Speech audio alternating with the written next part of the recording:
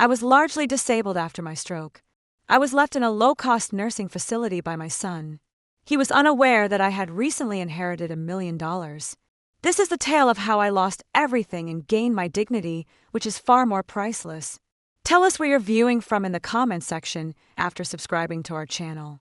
As I battled to button my cardigan with uncooperative fingers, the fluorescent lights of Sunset Care Home buzzed above me like irate bees.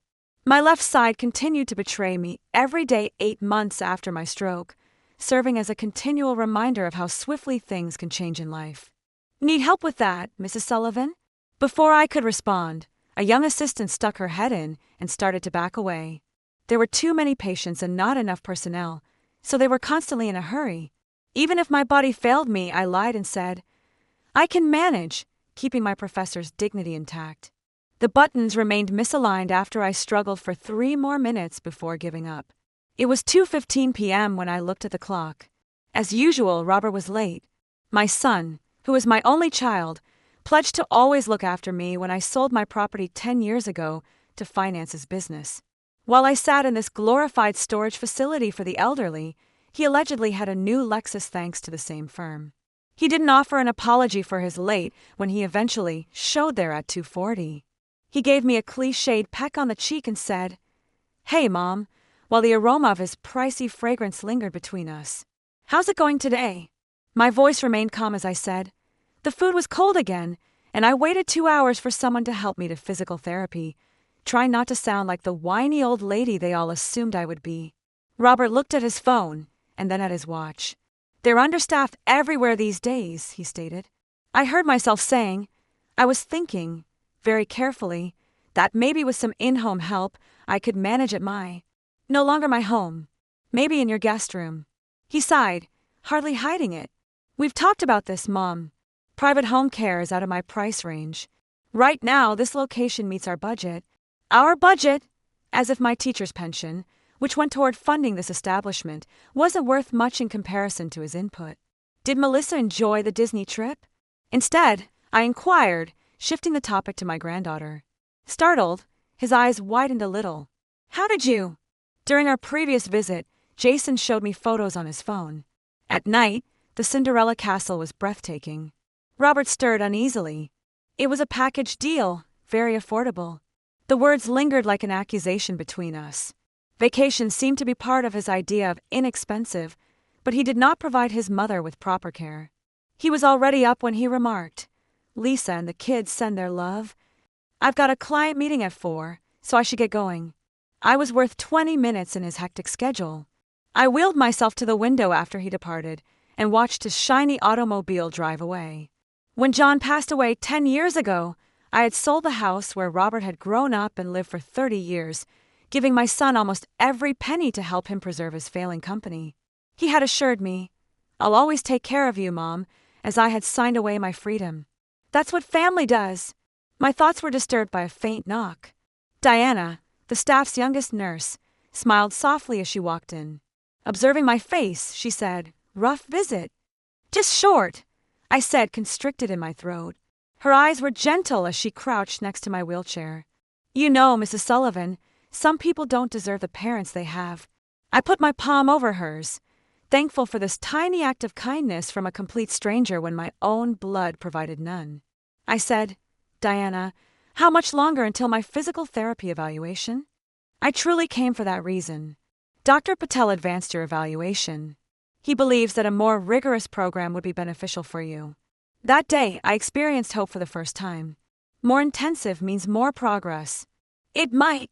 She paused and said, "You've been working harder than most patients I see. I've watched you practicing your exercises when you think no one's looking." I was unaware that someone had observed my personal difficulties in the bathroom mirror, directing my foot to turn correctly and forcing my left hand to hold the hairbrush. "Determination matters more than age," Diana went on. "My grandmother recovered from a worse stroke at 72. While she guided me to the therapy room, I thought of Robert's rejection of my ability to rehabilitate. I was viewed as a permanent resident by everyone here, gradually deteriorating until I vanished completely. However, what if they were mistaken? But what if I wasn't done? Dr. Patel conducted a comprehensive assessment. When he was done, he gave me a candid, businesslike gaze. Mrs. Sullivan, with consistent work, I believe you could regain significant function. Not everything, but enough to potentially live more independently with proper support. I sat up straight in my chair. Define proper support. That depends on your resources. As I was taken back to my room, the term resources kept repeating in my head. The assets I had thrown away, trusting in assurances that had vanished as fast as Robert had left my room this morning. I decided as the afternoon light dwindled. Every missed call button, every cold dinner, every scheduled visit that never happened, I would record them all. What does a lady your age need with technology? Robert had grudgingly allowed me to keep my tablet, which would become my record. Despite my physical decline, my intellect, the same mind that had studied literature and trained generations of pupils to uncover hidden meanings, remained keen, and it was warning me that something was very off with my son's apparent incapacity to provide for me. The night nurse said, "Mrs. Sullivan, your medications," hardly perceptible as I gazed at the beige institutional wall and counted the water spots that resembled continents I will never see. Robert hadn't been there in 2 weeks. No texts, no calls, just stillness. In a pattern as predictable as the humiliations that governed my days at Sunset Care Home, I took the medications without inquiry. I had waited for help to the restroom for 40 minutes this morning. It was too late when someone finally answered. More painful than any bodily ache was the humiliation. The nurse handed me a printed workout sheet and said, "The physical therapist left this for you," before rushing off to her next patient. After studying the diagrams, I tried to mimic the actions with my weak hand after first tracing them with my good hand. Here, little triumphs are important. I was able to raise my left arm 3 inches higher today than I was yesterday.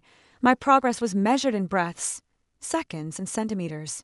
When I looked up, I saw a sophisticated elderly woman resting on a walker adorned with vibrant yarn pom-poms, observing me from the doorway.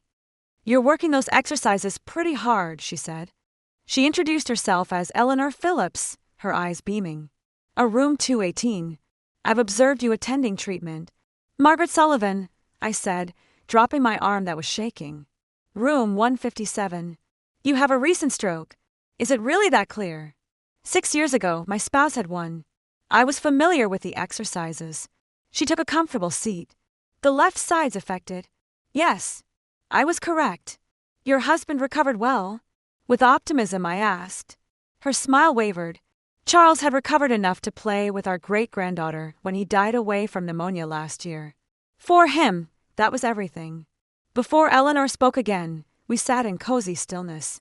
"Today is my daughter's scheduled visit. She now handles my money since she claims it's simpler that way." I said, "And is it easier?" because of something in her tone. There was no humor in Eleanor's chuckle. "She bought a new car with my retirement money last month, but she brings the grandchildren at Easter, so I don't complain." I was about to reply when I heard someone talking in the corridor. "Move to a shared room to reduce costs," her son again phoned. The charge nurse with the permanently pinched features was Gretchen. Another speaker said, "Didn't he just cancel his visit? Claims that his mother overstates her requirements." "It always has," he said. A typical scenario for a family dumping place. I felt chilled. Robert said I exaggerated, thus he was lowering my care. Eleanor grabbed for my hand after noticing my reaction. "You heard something unpleasant." Unable to speak due to the betrayal stuck in my throat, I nodded. "The walls here might as well be made of paper," she added. "I've learned more about my children from overheard phone calls than from their actual visits." I turned on my iPad that night, the little piece of independence Robert had grudgingly let me maintain. My grandkids had requested that their granny must watch their dancing performances and baseball games via video chats. Now, those calls were infrequent. I started typing clumsily with my right hand in a fresh document that I opened. Robert canceled his visit on the first day of documenting. I overheard a staff member mention that in order to cut expenses, he had asked to be transferred to a shared room. Statements I overstate what I need. I waited for restroom help for 40 minutes today. Once more, the meal was chilly. PT claims that intense therapy can lead to improvement. In a little but unexpectedly effective gesture of self-preservation, I synchronized the document with my email account, establishing a record that existed outside of these boundaries. Diana came by for her nightly rounds as I was getting ready for bed. I remarked nonchalantly, I heard the Johnsons are moving Mr. Peterson to a shared room. Diana's hands hesitated as she took my blood pressure reading. Those choices are made by the facility director, not the Johnsons. But pleas from family have weight. She looked directly at me. They ought not to. Not when it affects the standard of treatment. But money talks, Mrs. Sullivan, especially in places like this. I added another note to my mental file and nodded. You know, Diana added with a hushed voice, there are organizations that help navigate these situations, resources for elder advocacy. What situations? The blood pressure cuff became unbearably tight. When families make decisions that may not align with a patient's best interests, the expert said. Or maybe it was simply my heart being squeezed by the reality. I'd be interested in learning more, I said, my professor's thirst for knowledge merging with something newer and sharper, self-protection. That night, I dreamed of my house, the one I'd sold to save Robert's business. In the dream, I stood in my old kitchen, fully mobile, making Sunday dinner, while John read the newspaper at the table, glasses perched on his nose. The home we built together, sacrificed for a son who now considered me a burden. I woke with tears on my face and a resolution forming in my mind. Something had to change. I just didn't know how to make it happen with my limited resources and increasingly limited body. Limited? Little did I know, change was already moving toward me in the form of a long-delayed letter. Mrs. Sullivan, there's mail for you. Diana's voice pulled me from the fog of afternoon medication. 3 weeks at Sunset Care Home had taught me the rhythm of institutional living. Wake, medicate, eat, therapy, rest, eat, medicate, sleep, rinse, and repeat, until death provided the only real escape. Mail was an anomaly in this sterile routine. It's been sitting at the front desk for a while, Diana apologized, handing me a crisp envelope. Sometimes things get overlooked. The return address read, Winters and Associates, Attorneys at Law, Boston, Massachusetts. My fingers trembled as I opened it, and not just from post-stroke weakness. Dear Mrs. Sullivan, we regret to inform you of the passing of Harold Blackwood on March 15th. As executors of Mr. Blackwood's estate, we are contacting you as a named beneficiary in his will. Please contact our office at your earliest convenience to discuss this matter. Sincerely, James Winters, ESQ. Harold, my mother's brother, the uncle who had paid for my college education when my parents couldn't afford it, the brilliant engineer whose letters had sustained me through graduate school, the family connection that had dissolved after my marriage to John, a man my uncle had warned was beneath my potential. Harold had been right about John's financial irresponsibility, but wrong about his heart. We'd been happy despite our modest means. After our estrangement, I'd occasionally followed Harold's career through professional journals, patents filed, innovations credited to his name, but we hadn't spoken in over 40 years. Bad news? Diana asked, noting my expression. My uncle died, I whispered, the words inadequate for the complex emotions colliding inside me. Grief for a relationship long lost, regret for decades of silence, and bewilderment at being named in his will. I'm sorry for your loss, Diana said automatically. I lost him a long time ago, I replied. We hadn't spoken since before Robert was born. With Diana's help, I called the number on the letterhead. After navigating a labyrinth of receptionists, I reached James Winters himself. Mrs. Sullivan, he greeted me warmly. I'm pleased you contacted us. I understand you're currently in a care facility. I explained my situation briefly. The stroke, my limited mobility, the arrangement with my son. I see, he said, his tone shifting subtly. Perhaps I should speak with your son about the inheritance, then as your caretaker. Something in his phrasing sent warning signals through my mind. What exactly did my uncle leave me, Mr. Winters? A pause. Harold Blackwood left you his entire estate, Mrs. Sullivan. After taxes and fees, it's valued at approximately $8 million. The room tilted. I gripped my wheelchair armrest, anchoring myself against the vertigo of sudden possibility. Mrs. Sullivan, are you there? Yes, I managed. I'm just surprised. Your uncle never married or had children. He had quite a successful career in engineering and patent development. According to our records, he kept every letter you sent him during your college years. He mentioned you often in our meetings. A tide of emotion washed over me. Harold had remembered me all these years, had thought of me while I'd been building my life, raising Robert, teaching my students. Should I contact your son to help facilitate the transfer of assets? Mr. Winters prompted again. The question crystallized something inside me. A lifetime of making responsible choices, of putting others first, of trusting family. And where had it left me? In a substandard care facility, waiting 40 minutes for bathroom assistance, while my son canceled visits and plotted to reduce my care. No, I said firmly, not yet. I'd like to understand my options first. Of course, Mr. Winters replied, his tone suggesting approval. We can arrange a private consultation. Given your mobility issues, perhaps I could come to you. As we finished the call, Diana returned with my evening meal, lukewarm meatloaf and congealed gravy. Everything okay? She asked, noting my dazed expression. I considered telling her, this kind young woman who'd shown me more compassion than my own son had in months. But caution, a new protective instinct, held me back. Just processing, I said. My uncle was not someone I expected to remember me. That night, I added to my growing digital journal. Harold remembered me. All these years, while I was teaching literature to ungrateful freshmen, raising an increasingly distant son, and gradually losing John to heart disease, Harold remembered our connection. While I gave everything to a son who now considers me a burden, my estranged uncle held me in his heart enough to leave me his fortune. What does this mean for me now? For the remaining years of my life, $8 million. The figure danced through my dreams that night, not as visions of luxury or indulgence, but as something far more precious. Options, freedom, control over my own destiny for whatever time I had left. Morning brought clarity and resolve. I needed to move carefully, strategically. This unexpected gift from Harold could change everything, but only if I was smarter about it than I'd been about selling my house to Robert.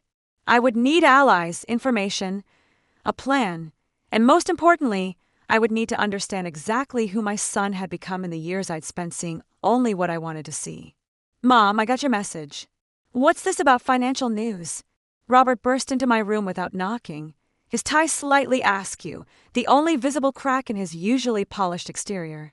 I'd called him yesterday with a deliberately vague message about important financial matters we need to discuss. After weeks of ignored calls and canceled visits, it had taken only the hint of money to bring him running. Hello, Robert. It's good to see you, too. I folded my hands in my lap, a gesture of calm I didn't entirely feel. He had the decency to look slightly abashed. Sorry, work's been crazy. How are you feeling? About the same as when you last asked 3 weeks ago.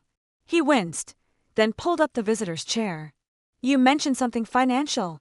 I studied my son's face, the face I'd once wiped ice cream from, the face I'd watched graduate college, the face that now showed more interest in me than it had in months, all because of the possibility of money. I received a letter, I began, measuring my words carefully. My Uncle Harold passed away. Uncle Harold? Mom, I don't think you've ever mentioned my mother's brother. We were close when I was younger, before I married your father. I paused. He's included me in his will. The transformation was immediate and disturbing. Robert's posture straightened. His expression softened. His entire demeanor shifted from impatient to attentive. That's unexpected. Was he well off? I nodded, deliberately vague. He had a successful engineering career, patents, innovations. Wow, that's great news, Mom. Robert leaned forward, his smile suddenly wide and eager. You know, I've been thinking. This place isn't really giving you the care you deserve. We might be able to find somewhere better than what your budget allows. I couldn't keep the edge from my voice. He didn't notice.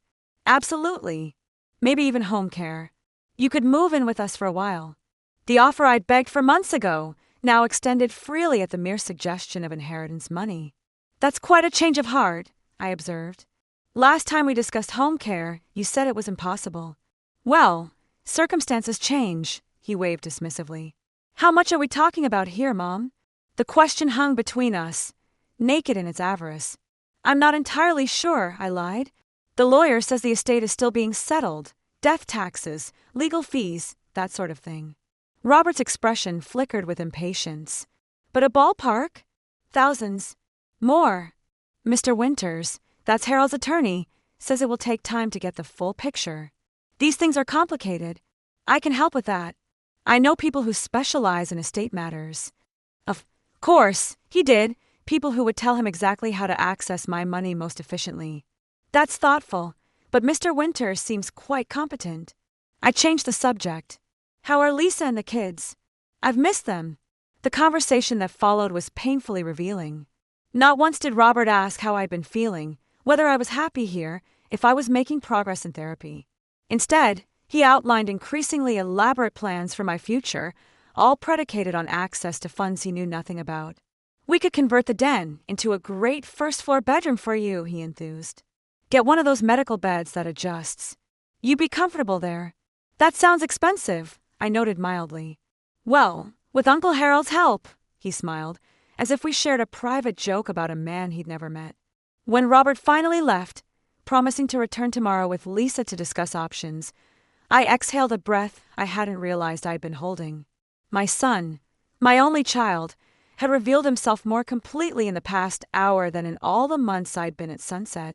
Diana found me staring out the window an hour later. That bad? She asked, checking my evening medications. Worse, I admitted. Diana, do you know anything about elder rights, legal protections? She hesitated. Some. My grandmother had similar issues with family after her stroke. Would you help me research something? I need information about financial protections, health care proxies, power of attorney. Diana's expression grew serious. Mrs. Sullivan, are you worried about your son's intentions? Let's just say I need to understand my options before making any decisions. She nodded slowly. I can help, but you should know this could get complicated. I thought about Robert's sudden interest in my care, his immediate plans for my money, his failure to even ask if I was happy. It's already complicated, I replied. I just need to make sure I'm not outmaneuvered again. That evening, I called Mr. Winters back, requesting a private meeting. We agreed he would visit in 2 days, officially to discuss routine paperwork. As I prepared for bed, my tablet pinged with an incoming email. It was from Robert, with floor plans for a mother-in-law suite addition to his house, already priced out at $175,000. He'd moved remarkably quickly for someone who'd had no time to visit his mother for weeks. I added to my digital journal. Robert visited immediately after hearing about potential inheritance. Never asked about my health, happiness, or progress. Already planning expensive renovations to his home, treating Harold's money as if it's already his to spend. I need to protect myself, not just my new financial resources, but my autonomy, my right to determine my own future.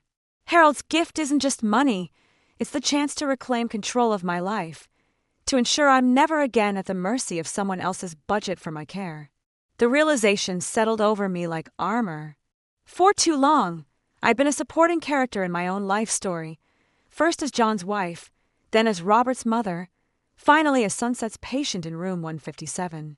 It was time to become the protagonist again. The Hillcrest Assisted Living Community offers premium services for discerning seniors, the brochure in my lap proclaimed. Glossy photos showed smiling elderly residents engaged in watercolor classes and Tai Chi. 1 month after Robert learned of my inheritance, I found myself relocated to this upscale facility, not Robert's house as initially offered, but a place conveniently located just 10 minutes from his suburban home. Isn't this better, Mom? Robert gestured around my new private suite with its tasteful decor and large windows overlooking manicured gardens. The care here is top-notch. It was undeniably better than Sunset. The staff-to-patient ratio alone meant I rarely waited for assistance. The food was palatable, the physical therapy equipment state-of-the-art, but the sudden upgrade only underscored the inadequacy of what Robert had deemed sufficient before the prospect of inheritance money. It's very nice, I acknowledged, though I'm curious why you decided against having me stay with you, as you originally suggested. Robert's smile tightened imperceptibly. The contractor said the renovations would take months. This is better for now, while we navigate the inheritance process. The inheritance process, that convenient phrase that justified anything and everything in Robert's mind.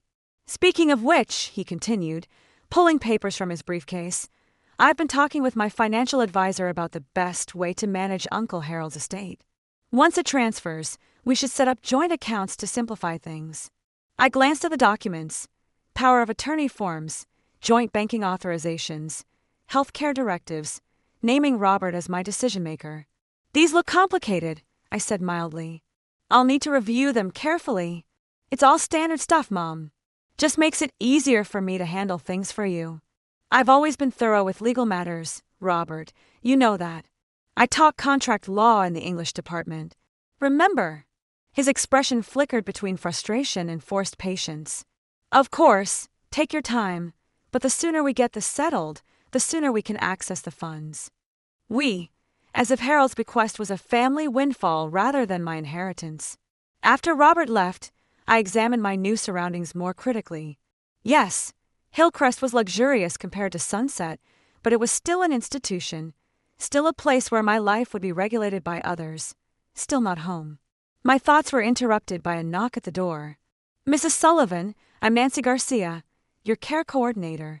The young woman who entered had a direct gaze and confident manner.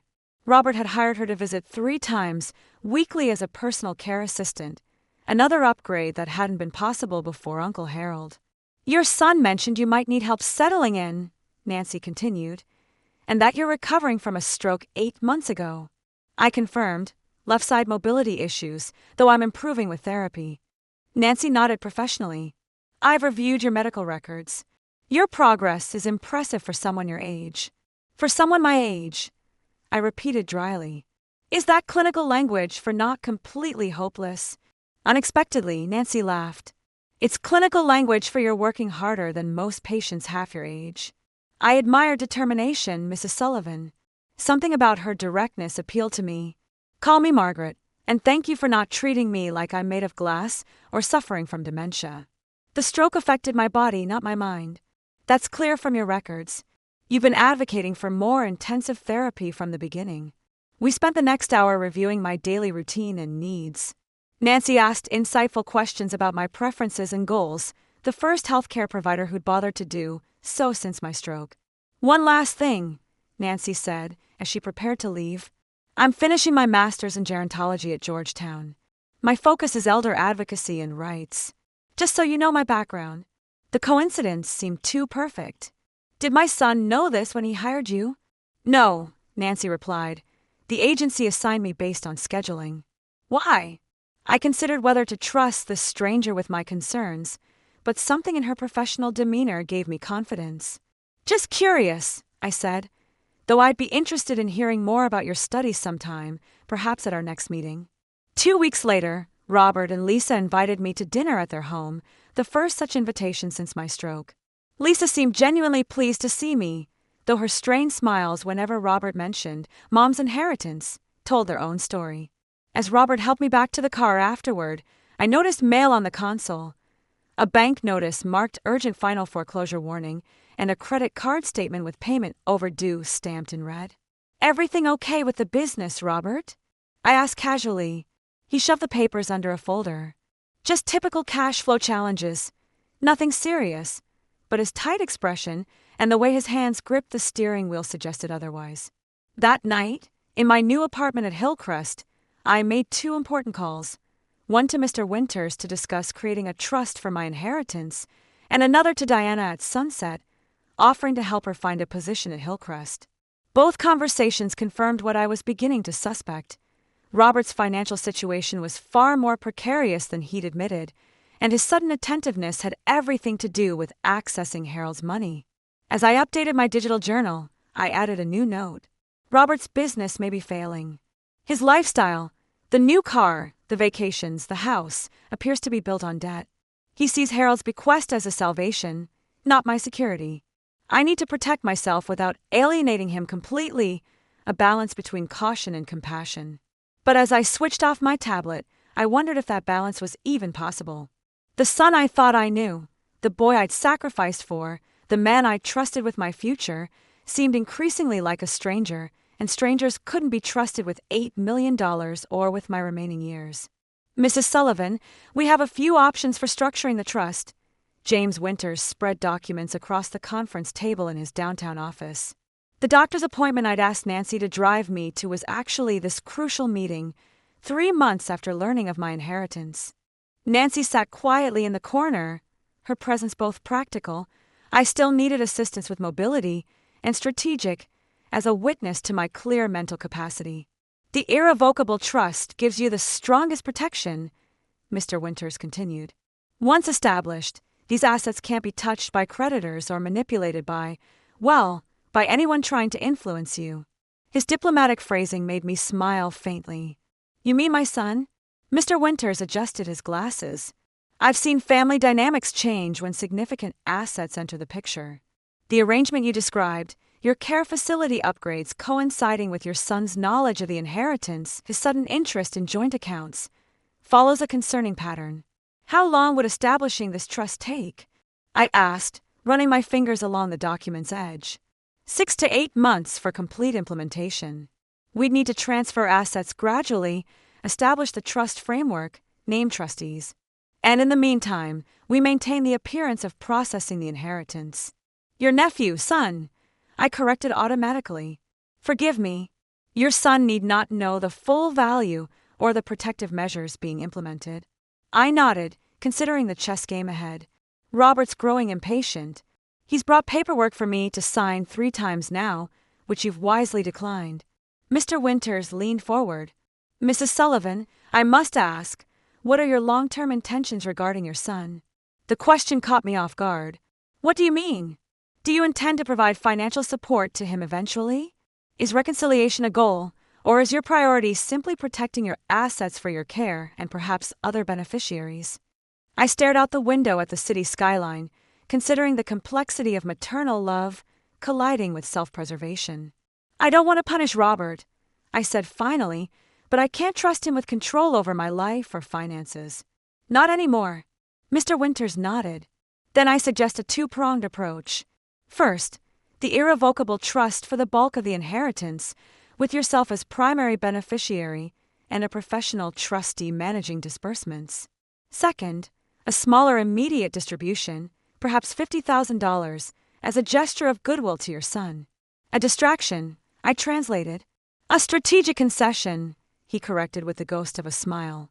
It provides immediate relief for his financial pressures, while buying time for the larger protective measures. On the drive back to Hillcrest, Nancy remained thoughtfully silent until we were halfway there. You're very brave, she said finally. Brave or just finally being sensible? Both. Nancy navigated through traffic with practiced ease. Many people in your position would simply give in. Family pressure is powerful, especially when you're physically vulnerable. I thought about the mounting pressure from Robert, his increasingly frequent visits, always circling back to the inheritance, his not-so-subtle comments about how his business troubles could be solved once this estate business is settled. I've already given in once, I replied. I sold my home to help Robert's business after his father died. He promised to take care of me when I needed it. You've seen how that promise was kept. Nancy nodded. The Sunset Care home, the cheapest facility he could find, where I waited hours for basic assistance, where he visited less and less frequently, always too busy to stay more than 20 minutes. I gazed out the window. I won't make the same mistake again. This inheritance isn't just money. It's the freedom to determine my own future. Back at Hillcrest, I found Diana, now employed as an activities coordinator thanks to my recommendation, waiting with news. Your son called the administration office, she said quietly. He was asking questions about whether you really need the private room and additional physical therapy sessions. Said they seemed excessive, given your condition. The familiar pattern emerged again, Robert's concern for my care directly proportional to its cost to him. Thank you for telling me, I said, adding this to my mental file. That evening, Robert called, his voice uncharacteristically cheerful. Great news, Mom. I spoke with Uncle Harold's lawyer today. He says they can release some funds while the estate processes. I'm thinking we could use it to finally get you set up at home with us. You spoke with Mr. Winters? I asked, alarmed that Robert had contacted my attorney directly. Well, I left a message. His assistant said he'd call back. Robert paused. Mom, these delays are getting ridiculous. It's been months. We need to be more proactive about moving things along. Actually, Robert, I said carefully. Mr. Winters mentioned the possibility of an advanced distribution, Nothing major, but perhaps enough to address some immediate concerns. His tone shifted instantly. Really? That's excellent. How much are we talking about? $50,000. A pause. That's helpful, though, given the total estate value. It's a start, I replied firmly. The rest will take time, Robert. Legal processes can't be rushed. After ending the call, I updated my digital journal, then sent a secure email to Mr. Winters, authorizing the advance distribution to Robert. The money would likely disappear into his financial black hole, but it would buy me precious time to secure the remaining $7,950,000. Time to ensure my remaining years would be lived on my terms, not as a convenient solution to my son's financial problems. As I prepared for bed, assisted by an evening aide, I caught sight of my reflection in the bathroom mirror. The woman looking back at me was changed, not just by the stroke that had weakened my left side, but by something in her eyes, a hardness that hadn't been there before, a clarity born of difficult truths. I hardly recognized her, yet somehow, I felt I was finally seeing myself clearly for the first time in years. Excellent progress, Mrs. Sullivan, Dr. Chun, my new physical therapist at Hillcrest, noted approvingly as I completed the walking exercise with only my cane for support. You've graduated from the walker entirely for short distances. I confirmed, catching my breath. 6 months since the stroke, and each victory still came wrapped in the humbling package of limitations. I still need the wheelchair for anything longer than across my apartment. Nevertheless, most patients with similar strokes don't achieve this level of recovery, especially at my age. I finished wryly. I'm beginning to think that phrase should be banned from medical vocabulary. Chin smiled. I was going to say, especially with interrupted therapy cycles, your records show inconsistent sessions at your previous facility. Sunset had staffing issues, I said diplomatically, not mentioning that Robert had opted for the bare minimum Medicare-covered therapy sessions, deeming anything additional unnecessary expenses. Nancy, watching from the corner, caught my eye. She knew the full story, having become my most trusted ally over the past 3 months at Hillcrest. Our professional relationship had evolved into something deeper, confidant, advocate, and increasingly friend. Later, as Nancy helped me back to my apartment, she mentioned casually, I have something to discuss when we're private. Once inside, with the door closed, her expression turned serious. I was at Sunset yesterday for a class observation. I overheard something concerning. My heart tightened. About Robert? She nodded. He was meeting with the administrator, asking about their current rates and availability. He specifically inquired about transferring a patient from Hillcrest back to Sunset if circumstances changed. The implication was clear. Robert was exploring options to return me to the inadequate care I'd escaped, presumably once he secured control of my finances. Did he see you? I asked, my voice steady, despite the cold anger settling in my chest. No, I was in the records room next door. Nancy hesitated. Margaret, I don't want to alarm you, but my son is planning contingencies, in case his access to money doesn't materialize as he hopes. I finished her thought. I'm not surprised, just disappointed. We were interrupted by a knock at the door. Nancy opened it to reveal a smiling Vanessa, my daughter-in-law, with my teenage grandchildren, Jason and Emma, behind her. Surprise visit, Vanessa announced with forced brightness. We thought you might enjoy some family time. This was new. In the 6 months since my stroke, Vanessa had visited exactly twice, both times briefly accompanying Robert. Now she stood in my doorway with homemade cookies and a facade of familial devotion. Jason, 16 and gangly, gave me a genuine hug. Hey, Grandma. Dad said we should visit more often. Did he now? I raised an eyebrow at my grandson, who caught my skepticism with a perceptive glance. Emma, 14, and already developing her mother's social polish, began chattering about school while arranging cookies on a plate. Vanessa made a show of straightening my already neat apartment, while peppering me with questions about my comfort. Their performance was transparent but telling. Robert had clearly enlisted his family in his campaign to secure my goodwill and, by extension, my inheritance. During lunch, Vanessa casually mentioned, we've been looking at houses in Oak Ridge Heights. Such a beautiful neighborhood, but the prices are astronomical. Wouldn't that be a significantly more expensive area than where you are now? I asked innocently. She nodded enthusiastically. Oh, absolutely. We could never afford it normally, but Robert says our financial situation might be changing soon. From the corner of my eye, I caught Jason's uncomfortable expression. When Vanessa took Emma to fetch dessert from the car, Jason leaned close to me. Dad's been acting weird lately, he confided. He and Mom keep having these intense conversations about money that stop when I walk in. Financial matters can be stressful, I replied neutrally. Last night, I heard him tell Mom that all our money problems will be over soon, thanks to you. Jason's direct gaze held mine. What did he mean by that, Grandma? Before I could formulate a response, Vanessa and Emma returned with an elaborate cake decorated with, "We love you, Grandma," in frosting.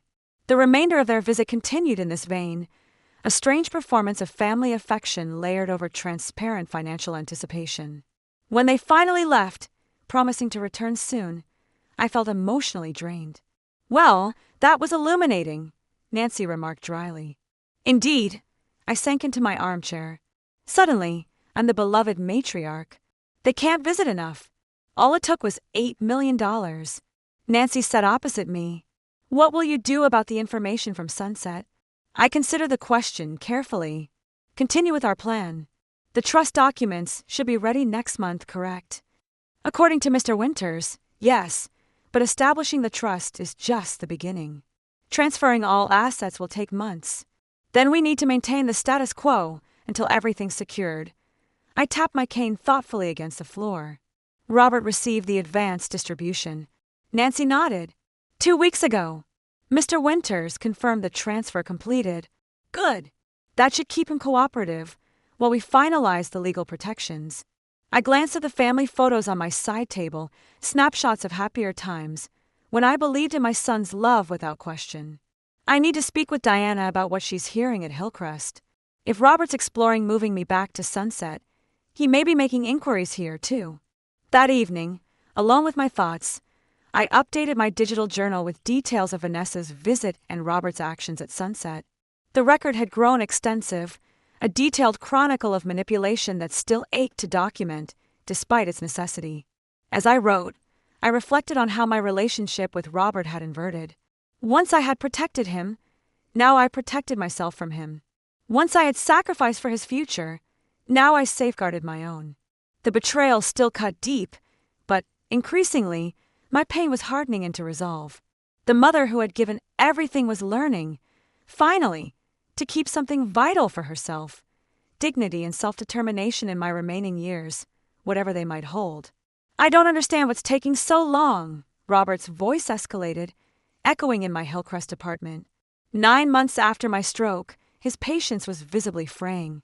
The $50,000 advance had disappeared into his financial morass, and he'd returned for more, only to encounter my continued insistence on legal processes and estate complexities. These things take time, Robert, I repeated calmly, my hand steady on my cane. My recovery had progressed remarkably. I now walked short distances unassisted and managed most daily activities independently, though fatigue remained a constant companion. It's been months, Mom. How complicated can it be to transfer money from a dead uncle to his only living relative? His frustration bubbled over into sarcasm. Or is there something you're not telling me? I met his gaze directly. What exactly are you asking, Robert? He paced, running a hand through hair that had noticeably thinned since the saga began. I'm asking why you're dragging this out, when you know we're counting on that money. The admission hung in the air between us, finally spoken aloud. Counting on what money exactly? I asked, my voice deceptively soft. Harold's bequest was to me, not to us. Robert froze, then recovered with a forced laugh. Of course, it's yours, Mom. I just meant we're family. We support each other, like I've been supporting you all these months. Supporting me? I echoed, 9 months of accumulated grievances threatening to overflow. By placing me in the cheapest care facility you could find? By visiting once a month for 20 minutes? By reducing my therapy sessions to save money while taking family vacations? His face flushed. That's not fair. We've been under financial pressure, which is apparently my responsibility to solve. I leaned forward. Tell me honestly, Robert, how much debt are you carrying? His expression confirmed what I'd suspected. That's not relevant. It's entirely relevant if you're planning your financial future around my inheritance. Robert's composure cracked further. You don't understand. The business is underwater. We're behind on the mortgage, and credit card companies are threatening collections. We could lose everything. And your solution is to spend your mother's inheritance, rather than restructure your finances. I kept my voice level, though my heart raced. The inheritance meant to secure my care for whatever years I have left. We take care of you. You'd never want for anything. Like I never wanted for anything at Sunset, I challenged, where I waited hours for basic assistance, where my call button was routinely ignored. That was different. We didn't have resources. Because taking care of your mother properly wasn't a priority for your budget. I finished. But a new car was. Disney World was. Robert's expression darkened. Is that what this is about? Punishment? Some kind of revenge? Because you think I didn't visit enough? This is about recognizing that your financial decisions are your responsibility, not mine. I squared my shoulders. Harold's money is for my care and security, Robert, not for rescuing you from debt or buying you a larger house. You selfish, he caught himself, but not before I glimpsed the raw anger beneath his carefully maintained facade of filial concern. After everything I've done for you. What exactly have you done for me, Robert? I interrupted, a lifetime of deference finally giving way to direct confrontation. Sold my house to fund your business. Oh wait, that was what I did for you. Promised to care for me when I needed it. A promise you fulfilled with the bare minimum of attention and resources. Robert stared at me, as if seeing a stranger, if perhaps he was. The stroke had changed me, not just physically, but in my willingness to accommodate others at my own expense. You've changed, he said flatly. Yes, I agreed. I finally recognized that my need for security and dignity in my final years matters just as much as your desire for a more luxurious lifestyle. So, what happens now? His voice had turned cold. You keep the money for yourself, leave your son and grandchildren struggling, while you live in luxury. What happens now is that I ensure my own needs are met first.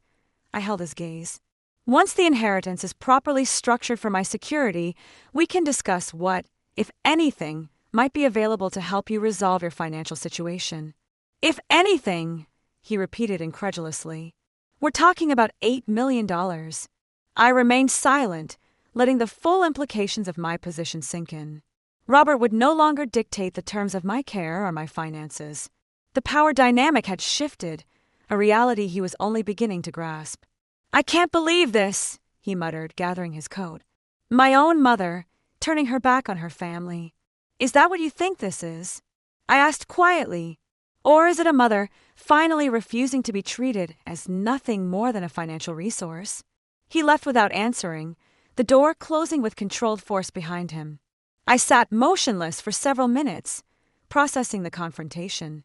9 months ago, I would have capitulated instantly to Robert's needs, believing that maternal sacrifice was both virtue and obligation.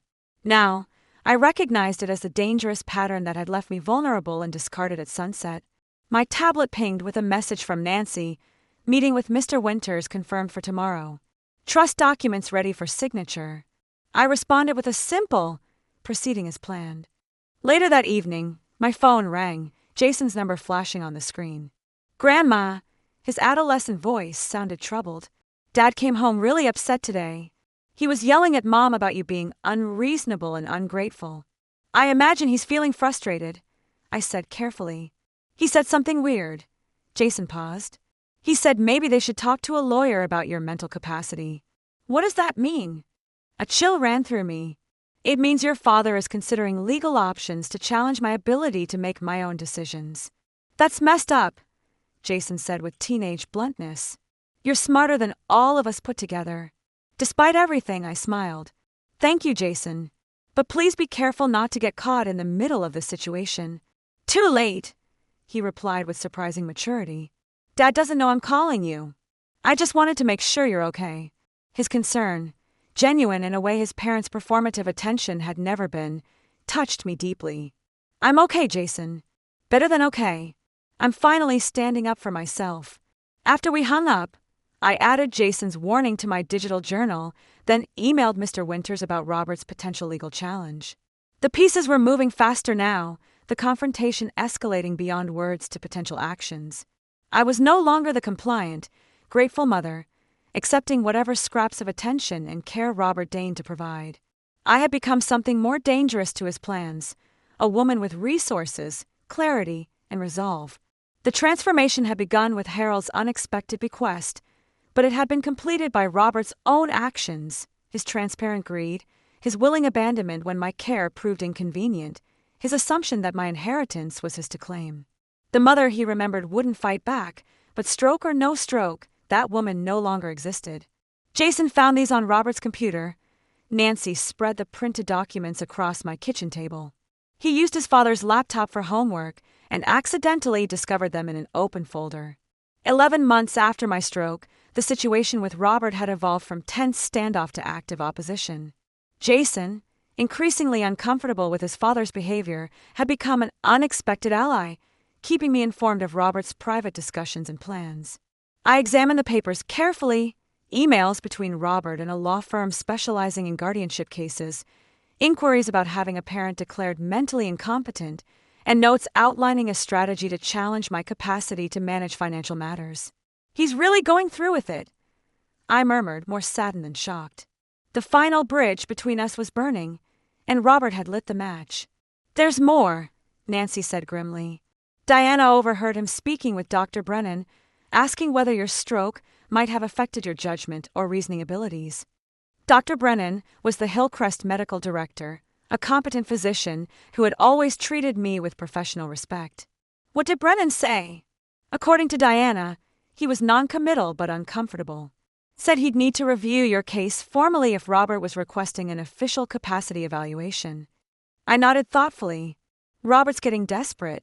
The trust is established, the assets are transferring gradually, and his financial situation isn't improving. Nancy glanced at the documents again. "These reference having you evaluated by a neuropsychologist of his choosing, someone named Dr. Feldman." "Convenient," I remarked dryly. "I assume this Dr. Feldman specializes in finding elderly patients incompetent." "We should accelerate our countermeasures," Nancy advised. "If Robert files for guardianship, it could freeze your assets temporarily while the court evaluates the claim." I had anticipated this possibility. With Mr. Winter's guidance, we prepared extensively over the past months, building a comprehensive record of my mental acuity and decision-making capacity. But Robert's aggressive timeline required adjustments to our strategy. "Call Mr. Winters," I instructed. "Tell him we need to move forward with the independent neuropsychological evaluation immediately, not next month as planned." Nancy nodded, already dialing. "What about Hillcrest? If Robert's speaking with Dr. Brennan, we need to ensure the administration understands the situation." I considered the relationships I'd carefully cultivated during my time here. "Schedule a meeting with Director Patel. I want to explain what's happening before Robert can control the narrative." The following week became a carefully choreographed defense operation.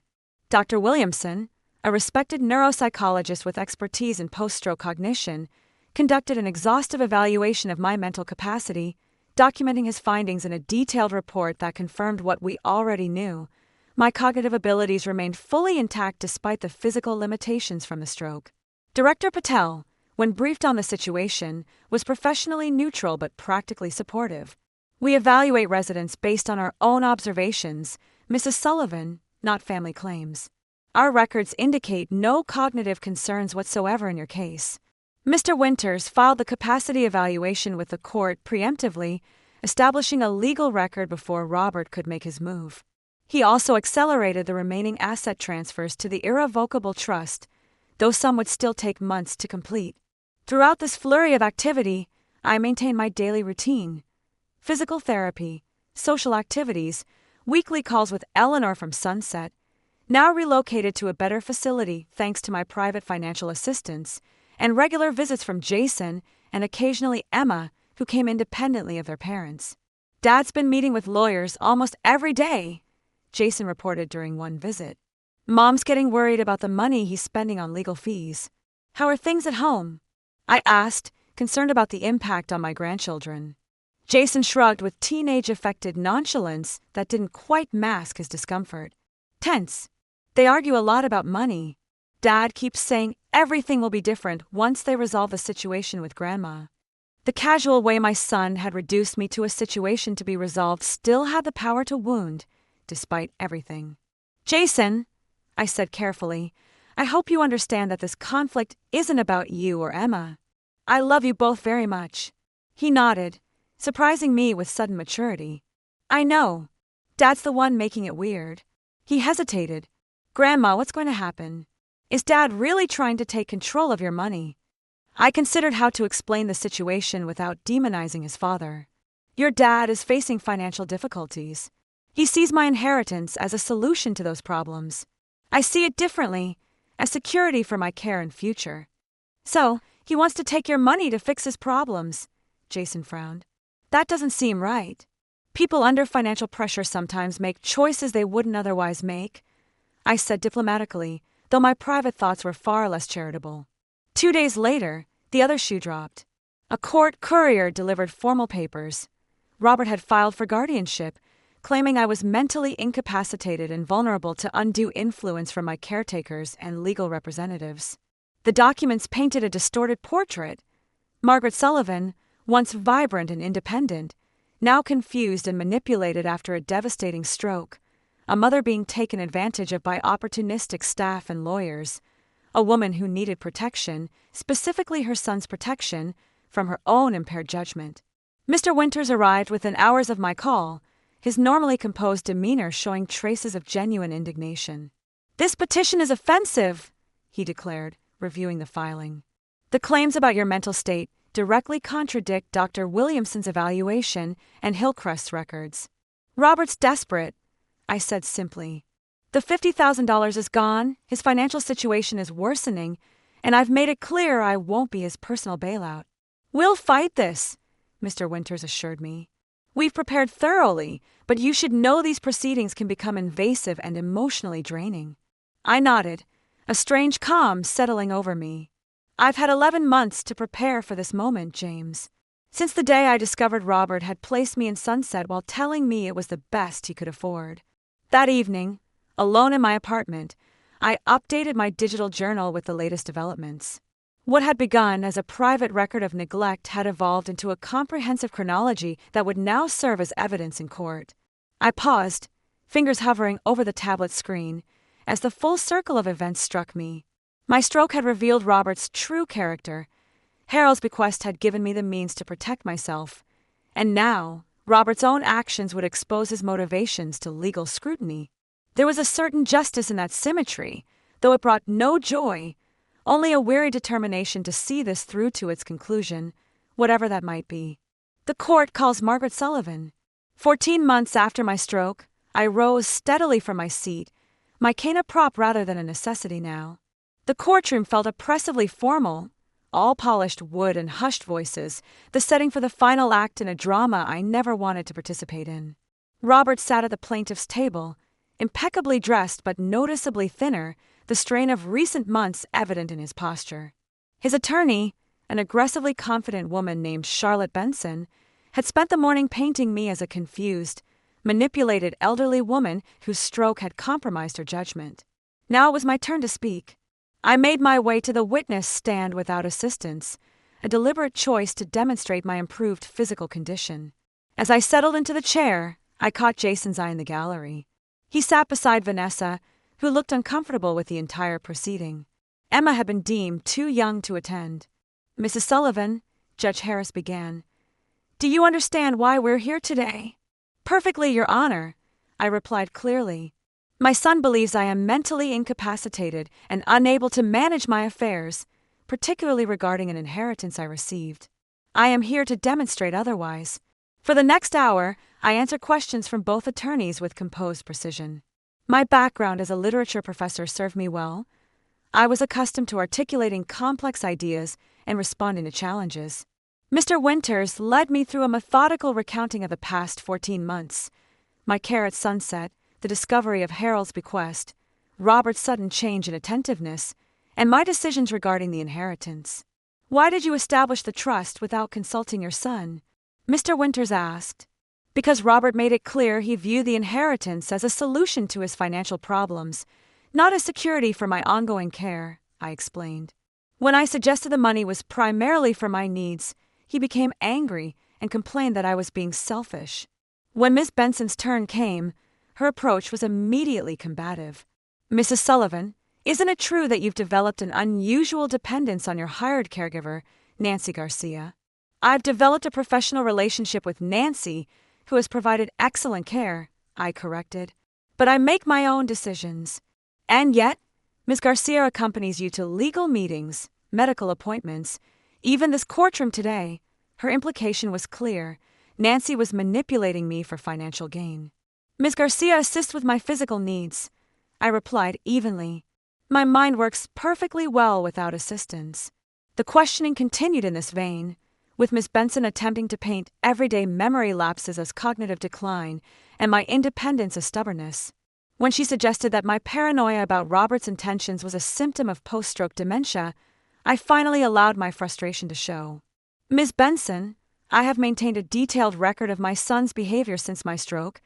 I held up my tablet. Would you like me to read his exact words when he discovered I had received an inheritance?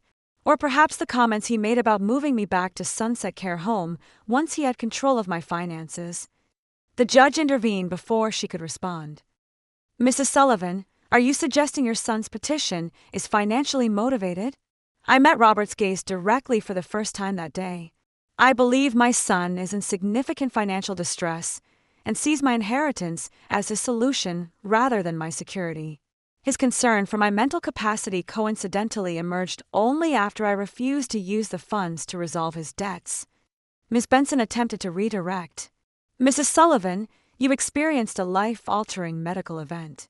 Isn't it possible that your perception of your son's intentions has been affected by the emotional trauma of your stroke? It's my body that was damaged, counselor, not my capacity to recognize exploitation. My voice remained steady. I taught critical thinking to college students for 40 years. Those skills didn't disappear with my mobility. The climactic moment came when Miss Benson tried to demonstrate Robert's long-standing concern for my welfare.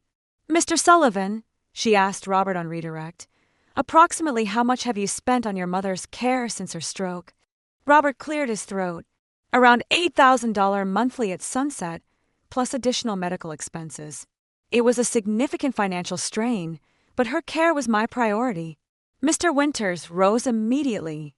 Your Honor, I'd like to introduce Exhibit 27, the actual billing records from Sunset Care Home. The documents were displayed on the courtroom screen. $3,200 monthly for the basic care package, with Medicare covering the majority of therapy costs. Less than half what Robert had claimed. Mr. Sullivan, Mr. Winters asked with deliberate calm, can you explain the discrepancy between your testimony and these official records? Robert flushed. I was including other expenses, transportation, items I brought her. I didn't keep detailed records, he admitted, his confident facade crumbling. The judge's expression hardened almost imperceptibly. Mr. Sullivan, did you inform your mother that you had selected the minimum care package at Sunset while representing to her that you were providing the best care possible? Robert's silence was damning. When all testimony concluded, Judge Harris took only a brief recess before delivering her ruling. Her words were measured but unmistakably firm. The court finds no evidence supporting the petition for guardianship. Mrs. Sullivan has demonstrated clear cognitive capacity and appropriate decision-making ability. Furthermore, the court finds the timing and nature of this petition troubling. She turned to Robert directly. Mr. Sullivan, the evidence suggests your motivation in seeking guardianship was primarily financial rather than concern for your mother's welfare. This court will not enable such exploitation. The guardianship petition was denied. Additional protective orders were put in place to prevent further legal challenges without substantial new evidence. As we left the courtroom, I found myself face to face with Robert in the hallway. His expression was a complex mixture of anger, embarrassment, and something that might have been shame. You won, he said flatly. I hope you're satisfied. This wasn't about winning, Robert, I replied softly. It was about protecting myself when you wouldn't. He turned away without responding, leaving me standing with Nancy, Mr. Winters, and the hollow victory of having publicly exposed my only child's attempt to take control of my life for his financial benefit. Jason approached cautiously. "Grandma, are you okay?" I embraced him, grateful for his uninvolved concern. "I will be." "What happens now?" he asked. "Now," I said, finding strength in the certainty of my path forward. "I rebuild on my terms." As we left the courthouse, reporters approached for statements about the elderly professor who fought back. I declined to comment, but the headline would appear anyway. Stroke survivor defeats son's guardianship attempt, retains control of multi-million-dollar inheritance. A public victory, a private heartbreak, and the beginning of whatever came next. "Your new place looks amazing, Grandma." Jason wandered around my condominium, admiring the adaptations that made independent living possible, despite my lingering physical limitations.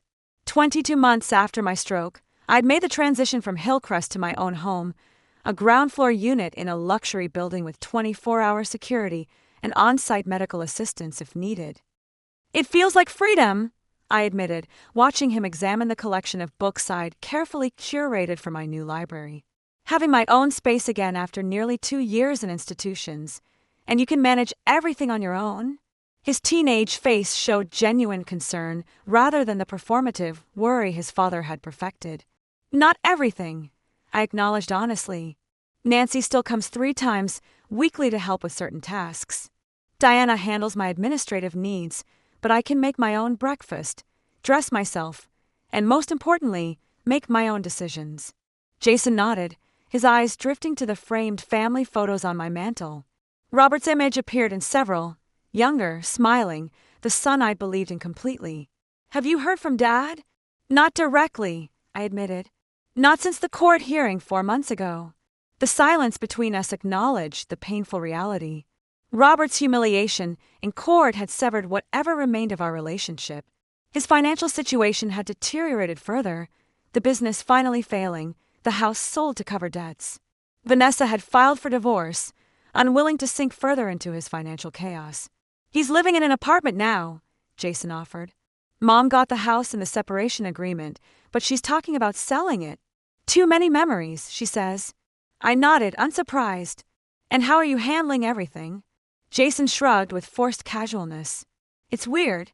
Dad talks about you differently now. Not angry anymore, just sad." Something tightened in my chest, a mother's instinctive pain at her child's suffering, despite everything. "And what does he say?" "Not much. Just that he messed up. That he didn't understand what was happening until it was too late." Jason hesitated. "He stopped blaming you, if that matters." It did matter, though I wasn't sure why. Robert's actions had made our estrangement inevitable. Yet some part of me, the part that had watched him take his first steps, bandaged scraped knees, celebrated his triumphs, still ached for reconciliation, however improbable. "Would you see him?" Jason asked suddenly. "If he wanted to talk." The question lingered between us, weighty with implications. "I don't know," I answered truthfully. "A lot has happened." Jason nodded, respecting my honesty. Before leaving, he hugged me tightly, no longer the awkward teenager, but a young man on the cusp of adulthood, trying to navigate the fractured landscape of his family. That evening, I sat on my private balcony, watching the sunset paint the sky in dramatic oranges and purples. My life had found a new equilibrium, comfortable, dignified, secure. The Blackwood Foundation for Dignity and Aging was operational, already making small but meaningful improvements in elder care facilities across the state. Eleanor had become a friend and collaborator in these efforts, her first-hand experience informing our advocacy work. Harold's unexpected bequest had transformed my remaining years from a slow decline in neglectful institutions to purposeful independence, a gift not just of financial security, but of agency, the ability to shape whatever time I had left on my own terms. My musings were interrupted by a call from Nancy. "Margaret, Robert Sullivan is in the lobby. He's asking if you'll see him." My heart stuttered. "Did he say why?" "Just that he needs to speak with you." "Do you want me to come over?" I considered the question carefully. "No, but stay on standby, please." After ending the call, I sat motionless, weighing my options. I could refuse to see him, a boundary I had every right to establish after his attempts to seize control of my life. Or I could listen, knowing that whatever healing might be possible would require this difficult first step. Send him up, I told the concierge finally. 20 minutes later, a knock at my door announced his arrival. When I opened it, I barely recognized the man standing before me. Robert had aged years and months, hair now significantly gray, posture diminished, designer clothes replaced by department store basics. "Mom," he said simply, his voice catching. "Robert." I stepped aside, allowing him to enter without embracing him. He moved tentatively into my living room, taking in the tasteful furnishings, the evidence of my comfortable independence. "Your place is nice," he offered awkwardly. "Thank you." I indicated the sofa. "Would you like to sit?" We settled into an uncomfortable silence, 22 months of conflict and betrayal hanging between us. I waited, unwilling to make this easier for him. Whatever he had come to say, he would need to find the words himself. "I lost everything," he said finally. "The business, the house, my marriage, everything except the kids, though I only see them on weekends now." I nodded without commenting. These were consequences of his own actions, not misfortunes to be pitied. "For a long time, I blamed you," he continued, staring at his hands. "Told myself if you just helped when I needed it, none of this would have happened. That you chose money over your own son." I remained silent, letting him work through his practice speech. But that wasn't true. He looked up, meeting my eyes directly for the first time. "I chose money over my own mother. I put you in that terrible place because it was cheap. I visited less and less because it was easier than seeing what I'd done. And when Uncle Harold's money appeared, I saw it as my salvation without ever considering what you needed." His voice cracked. "I failed you completely, Mom, before the stroke, after it, every step of the way." The raw honesty was unexpected. I had prepared for excuses, for subtle manipulations, for implied requests for financial help, not for this unvarnished acknowledgement. "Why are you here, Robert?" I asked quietly. "Not for money," he said quickly. "I know that's gone, the trust, the foundation. I've accepted that." "Then what?" He exhaled slowly. "Forgiveness, I guess, though I'm not sure I deserve it." The simplicity of his answer caught me off guard. Not reconciliation, not restoration, just forgiveness, the acknowledgement that what he had done was wrong. "Forgiveness isn't something granted on demand," I said carefully. "It's earned through actions, not words." "I know," he nodded. "I'm not asking for it today. I'm asking if there's a path to it at all, any way back from what I've done."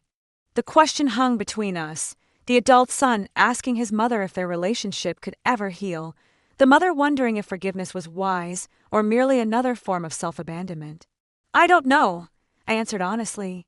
Trust, once broken, is difficult to rebuild, but not impossible. A fragile hope colored his question. I considered my response carefully. "The foundation is doing important work, advocating for better elder care standards. They always need volunteers." He blinked, processing my indirect answer.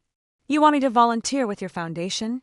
If you're sincere about making amends, about understanding what happened, that would be a place to start." I met his gaze steadily. "Actions, Robert, not promises." He nodded slowly. "I can do that." "It's not a guarantee of reconciliation," I cautioned. "Just a possibility." "A possibility is more than I had this morning," he said quietly. As he prepared to leave, he paused at the door. "Mom, I know it doesn't change anything, but I am sorry. Truly sorry." "I believe you are," I replied. Whether that's enough remains to be seen. After he left, I returned to my balcony, watching as the last traces of sunset faded into twilight. The encounter had left me emotionally exhausted, but strangely peaceful. Robert's apology wouldn't erase the past 2 years, but it had acknowledged a truth I needed to hear. The fault had been his, not mine. Whatever came next, whether tentative reconciliation or permanent separation, would be my choice, not obligation, not manipulation, not guilt. My choice, freely made from a position of security and strength. Harold's financial gift had made this possible, but the true inheritance had been something far more valuable: the recognition of my own worth, independent of what I gave to others, the understanding that my needs mattered just as much as those of the people I loved. As darkness settled over the city, I opened my tablet and made a final entry in the digital journal that had chronicled my journey from abandonment to autonomy. Robert came today, not for money, but for forgiveness. I don't know if reconciliation is possible, but for the first time, the choice is truly mine. Not because I hold the financial power now, but because I finally understand that my dignity is non-negotiable. That is Harold's true gift to me, and perhaps, eventually, mine to Robert. And this concludes the inaugural grant cycle of the Blackwood Foundation for Dignity in Aging. I tapped the gavel lightly, smiling at the board members assembled around the conference table. Congratulations to everyone. 8 facilities will receive funding for staff training improvements, and 3 advocacy organizations will expand their outreach programs. Eleanor, serving as our resident advocate, beamed with satisfaction. At 77, she had found an unexpected second career as the Foundation's most persuasive spokesperson, her personal experience lending authenticity to our mission. Margaret, would you like to say a few words before we adjourn? James Winters asked. He had transitioned from my attorney to the Foundation's legal counsel, bringing his expertise in elder protection to our work. I glanced around the table at the faces who had become my community over the past 2 years. Nancy, now the Foundation's program director after completing her gerontology degree, Diana, our outreach coordinator, Jason, interning during his first year at Georgetown, where he studied pre-law with a focus on elder advocacy, and in the corner, quietly taking notes, Robert.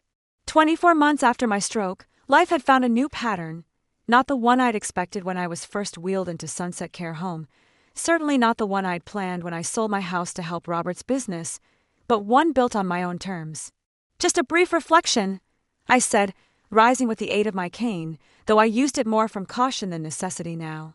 My recovery had plateaued at about 80% of my pre-stroke function, enough for independent living with occasional assistance, enough for purpose and dignity. 2 years ago, I found myself in a situation many elderly Americans experience, physically vulnerable, financially dependent, and increasingly invisible to the people who should have protected me. My gaze didn't linger on Robert, but he shifted uncomfortably nonetheless. Harold Blackwood's bequest changed my personal circumstances dramatically, but millions of aging Americans have no wealthy uncle waiting in the wings. What they deserve, what we all deserve, is a system that recognizes elder care as a matter of dignity, not convenience. Murmurs of agreement circled the table. In 6 months, we've already documented significant improvements in patient experiences at the facilities receiving our grants. Staff turnover has decreased by 20%. Resident satisfaction metrics have improved across the board. I smiled at Eleanor. And our resident advocates have ensured that the changes reflect actual needs, not just administrative assumptions. After the meeting adjourned, I gathered my papers slowly, watching as board members filtered out. Robert remained behind, his position as a volunteer coordinator still awkward but increasingly valuable to our work. The Sunset Care Home Inspection Report, he said, placing a folder before me. Their new administration has implemented all our recommended changes. The difference from 18 months ago is remarkable. I nodded, remembering the institutional indifference that had characterized my time there. And the staff training program? Fully subscribed, he hesitated. Diana's curriculum on dignity-centered care has been particularly effective. We've had requests to expand to 3 additional facilities. Draft a proposal for the next board meeting, I suggested. If the metrics support expansion, we'll consider it. Instead of confronting one other directly, our conversation stayed professional, and our personal connection gradually improved as a result of our joint job. 8 months ago, Robert started volunteering, first doing mundane duties like answering phones and packing envelopes, which he embraced with a surprising amount of humility. He had a small apartment, a second-hand car, a new job in sales instead of owning a business, and weekend visits with Jason and Emma, who had decided to live mostly with Vanessa following the divorce. His financial condition had stabilized, but not restored. As he collected his supplies, Robert said, "Jason mentioned you're coming to his debate tournament next week. I wouldn't overlook it. His squad has a strong chance of winning the regionals." After so much harm, the mother-son conversational cadence was still figuring itself out, and there was an uneasy pause. "Mom," Robert said softly, "I was wondering if you might want to have dinner afterward, the 4 of us, you, me, Jason, and Emma." We had not had a supper since before the guardianship hearing, so the invitation was a step forward in our careful family reconstruction. Simply, "I'd like that," I said. He was clearly relieved. Fantastic. I'll book a room. I completed my papers after he departed, and then called my auto repair shop. The offices of the foundation were just 15 minutes away from my condominium. It was convenient, but still far enough away to allow me to keep my personal and professional lives apart. I thought back on the last 2 years as the automobile made its way through afternoon traffic. In the end, the stroke that had almost killed me had made me live life to the fullest, to value myself, to set limits, to create a life that was focused on my needs rather than those of others. At home, I took a seat in my favorite window-facing chair, the one that was angled just right to read in the afternoon light. My calendar listed forthcoming symphony concerts and art exhibits. My tablet housed hundreds of novels I'd been wanting to read, and the supplies for the meal I would be making for Eleanor tomorrow were in my kitchen. Emma was phoning to talk about her next science fair project when the phone rang. She became interested in healthcare technologies at the age of 15, in part because she had seen my recuperation. She said with excitement, "I'm designing a modified mobility aid." Something between a cane and a walker, but with sensors that can detect balance issues and provide support before a fall happens. "That sounds remarkable," I said helpfully. "Have you given the user interface any thought? Many senior citizens have trouble using complicated technologies." We had a lengthy conversation about her idea, and her bright young mind was already thinking of ways I hadn't. She paused once she had finished explaining her design. "Grandma, can I ask you something personal?" "Of course. Are you happy with everything that's happened, with how things are now?" The question was shockingly straightforward, but it was also a great example of how teenage vision can cut through adult artifice. "I'm content," was my considered response. "Happy in some ways, still healing in others, but I'm living authentically now, and that brings its own satisfaction." "Dad says you saved him by making him face consequences," she whispered gently, "that he was spiraling before everything happened. I didn't think Robert would have this viewpoint." "Did he really say that?" "Yes. He claims to have found what he truly needed after losing what he believed he wanted." The minor awkwardness of talking about parental reflection was evident in Emma's voice. "It sounds kind of cheesy when he says it." I grinned. Growth often sounds cheesy when described out loud. I went to my balcony to take in the early evening air when we hung up. My life today didn't look anything like what I had imagined when I initially left teaching. The small house I had sold, the peaceful days spent reading and occasionally seeing relatives, the slow slowing down I had expected. Instead, at 70, I had discovered a surprising sense of purpose in my personal reclaiming of agency and dignity, as well as in the work of the foundation. In the end, the stroke that had been intended to make me less valuable had made me more aware of what I was entitled to in relationships and in life. Harold's wealth had made the change possible, but it had taken my own determination, the choice to respect myself as much as I had always loved other people. I opened my iPad one last time as dusk descended over the city, adding a farewell entry to the digital notebook that had documented my voyage. It's been 24 months since the life-altering stroke. I began this notebook to record desertion and betrayal. I conclude it as a document of regeneration and restoration. Harold's money was not the real inheritance. It was the realization that my life belonged to me, not to my kid, not to institutions that view aging as a sign of weakness, and not to social norms that demand maternal sacrifice. I have the remaining time to mold, experience, and live completely according to my own standards. Through the Foundation's work and, maybe eventually, through reconciliation with Robert, not by forgetting what happened, but by building something new from its ashes, something based on mutual respect rather than obligation, on choice rather than expectation. That knowledge, which was earned through hardship and struggle, is the legacy I hope to leave for others.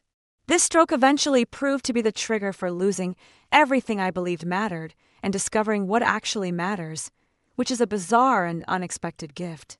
I put the diary away and focused on the sunset, which was a metaphor too clear to explain yet too lovely to overlook as it painted the horizon in dazzling hues. Regardless of the previous gloom, this moment had its own bright potential, and that was sufficient at last. I appreciate you listening. Remember to subscribe, and feel free to leave a comment with your tale. Your voice counts,